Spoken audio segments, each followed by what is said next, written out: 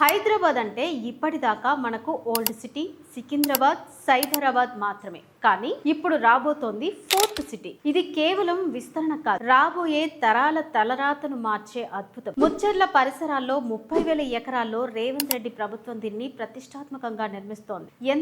ఎందుకంటే ఇక్కడ AI city, health city, sports village మరియు వరల్డ్ క్లాస్ సిల్క్ యూనివర్సిటీ రాబోతున్నాయి. కాలుష్యం లేని నెట్ జీరో సిటీగా ఇది గ్లోబల్ మ్యాప్ లో నిలవబోతోంది.